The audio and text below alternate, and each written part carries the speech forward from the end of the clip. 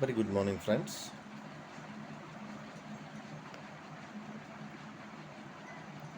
Today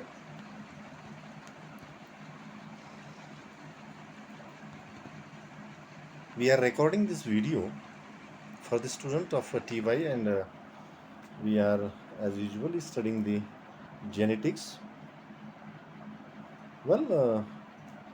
As we know, the Mendel, figure George Mendel is the father of genetics, and we have gone through his life history as well as the laws which was postulated by him, that is a law of dominant, law of independent assortment, and the law of segregation. Now we move forward to study a monohybrid ratio. So what is the monohybrid ratio? What is hybrid? Hybrid is the outcome of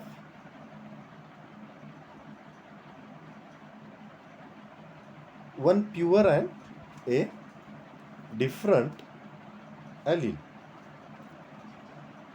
Now, in this hybridization, we study monohybrid as well as dihybrid crosses. Now, how do we get this monohybrid crosses? Monohybrid is in this cross, the result we find is that three of are the pure and one is the hybrid in phenotype or in the genotype. So what is the relationship between the genes and the characteristics?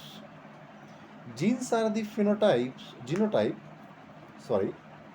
and the character which we observe are the phenotype. Phenotype is equal to genotype plus environment.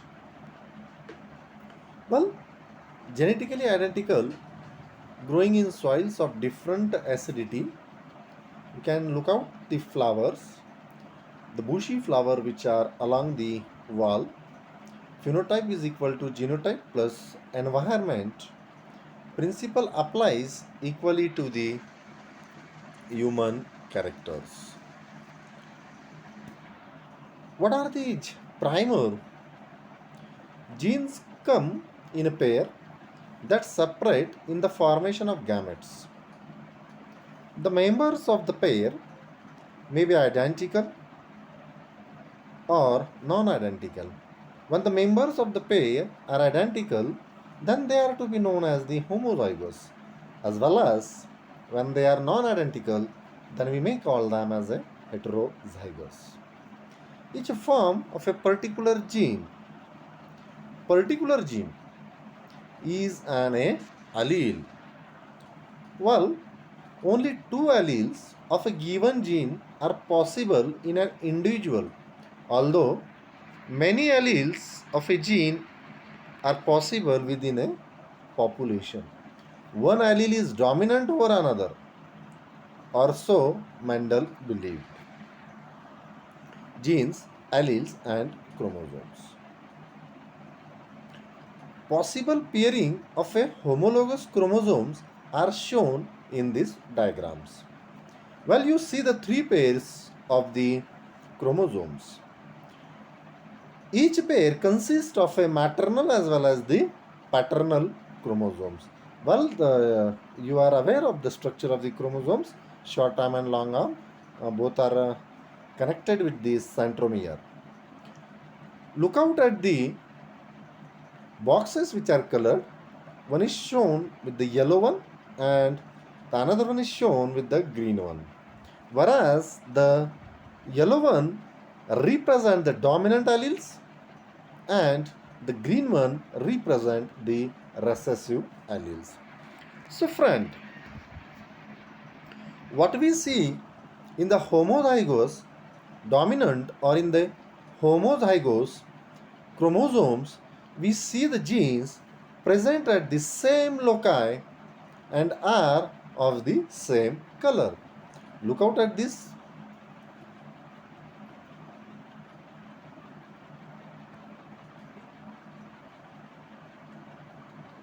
So when you see here, see, this is the genes which are located on the yellow bar one. See this one, you can observe this. This is the homozygous dominant, whereas the reproduction, what we get here are the yellow seeds. Now, next to the heterozygous one, look out at the heterozygous one. Though the seed color is yellow,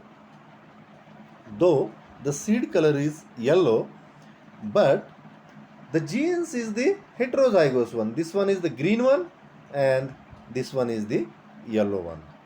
Well, when we move towards the homozygous recessive, see, you find the homozygous in both the condition, is in dominant as well as in the recessive. What you see in the homozygous recessive, both the genes are located on the same position with the green color, and the product of these genes, or the product of the genes and the character that is represent, that one is the green seed. So these things, keep this thing in mind, and you can clear your doubt very clearly regarding the homozygous gene, regarding the heterozygous gene, regarding the homozygous dominant and homozygous recessive. So this is the location of gene for a seed color. See, the location of the gene is present on the chromosomes on the same loci, that are the homologous chromosomes.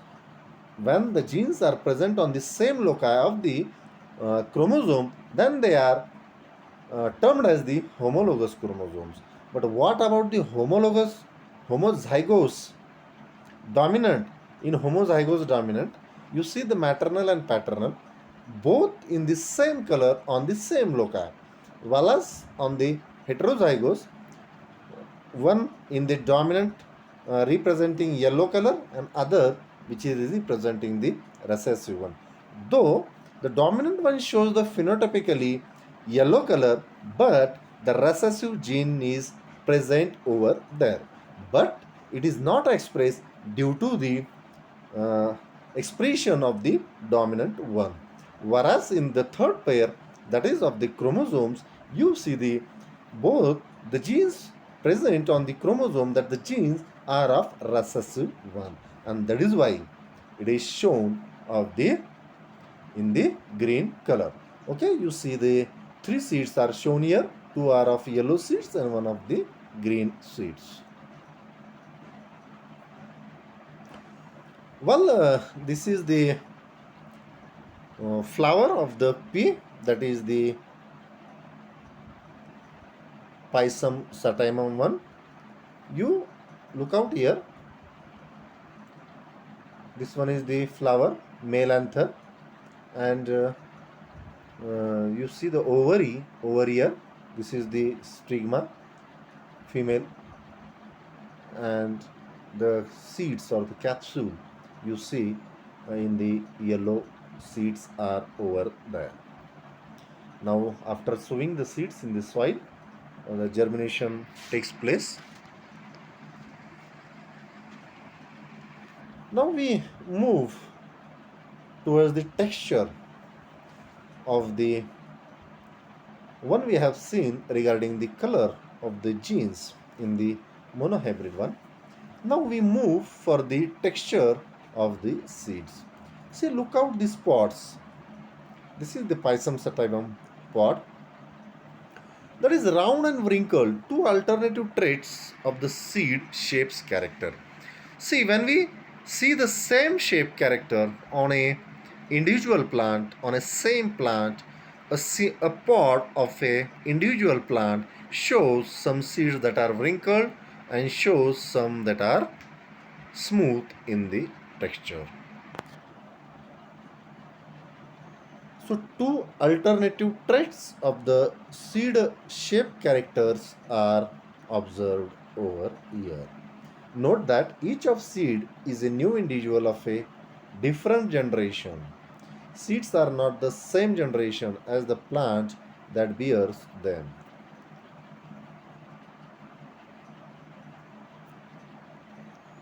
Now we go for the monohybrid cross. Look out at the monohybrid cross. For selection of the monohybrid cross, in this diagram or in this slide, you can observe the monohybrid cross that is shown over here. See the F1 cross. In yellow seed, those are taken from the female one, and the green one are from the male one. Well, as the abbreviation of the genes, that is genotypes, there are both capital Y1, and in case of the green color, the genes that are of smaller y1. While putting or while crossing these two, what we get the possible outcomes in the fertilization. A Punnett square, something we will cover in a moment. See, this is the Punnett square, and female gametes and the male gametes are distributed in a reciprocal form.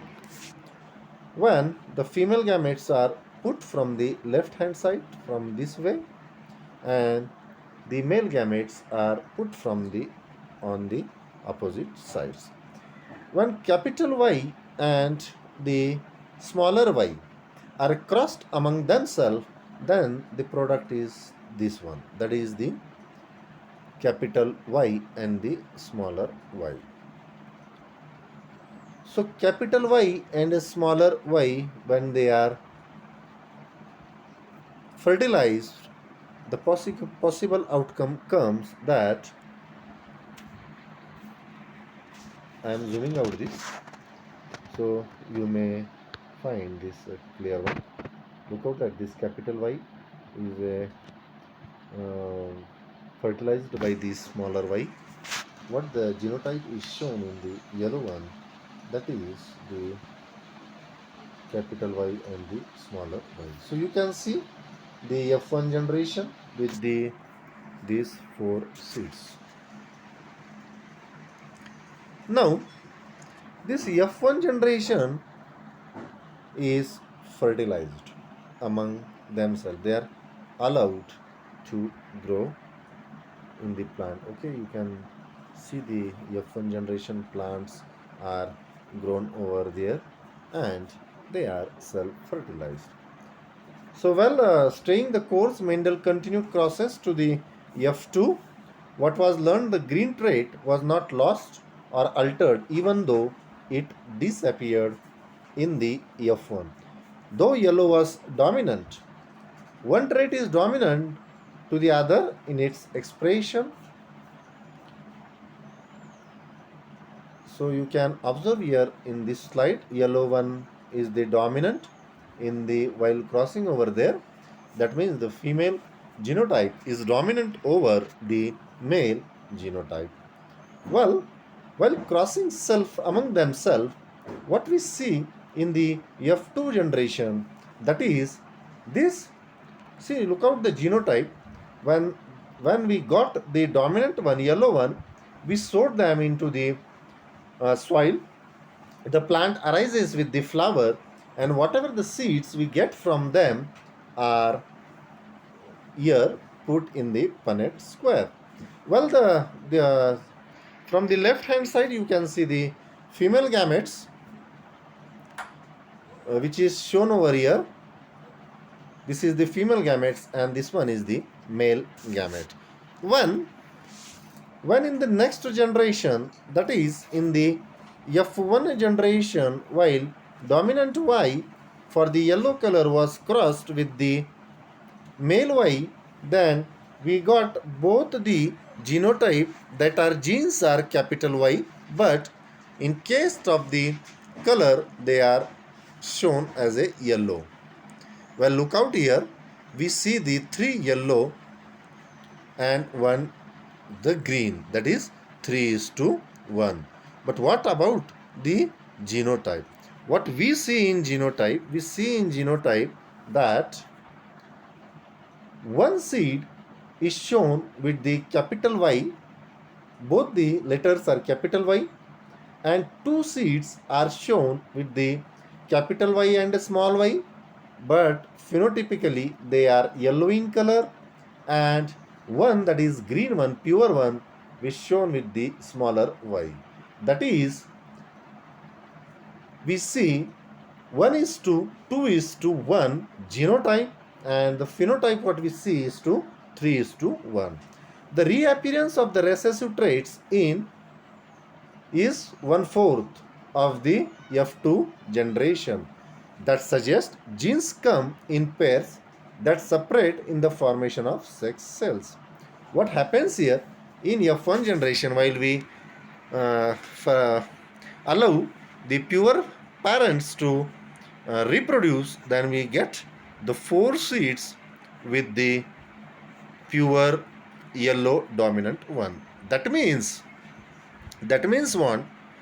what we see here? We see here that the female is dominant over male one, and male is the recessive over female one in F1 generation, because no green color has appeared in this generation.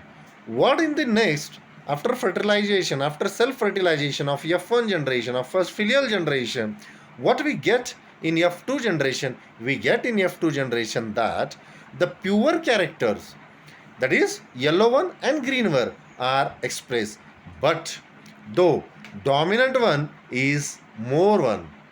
The recessive allele which was suppressed in the F1 generation reappears in F2 generation, but though it reappears, it shows phenotypically, but the number of seeds is more of dominant one, that is 3:1 ratio. So this was what about the monohybrid cross and the principle of the segregation. Well, we'll look out in this diagram. So friends, today we have learned regarding, with the help of the experiments of the Mendel's and the Punnett square, how he segregated the genotypes and the phenotypically characters while crossing the pure parents and adopting the hybrid one and self-fertilizing this hybrid one, and how he got the ratio, that is the 3:1 in the phenotype and 1:2:1 in the genotype. Well, we stopped here, and rest of the part of our this monohybrid crosses will be going to study in our next lecture. Till then, thank you. Enjoy your day.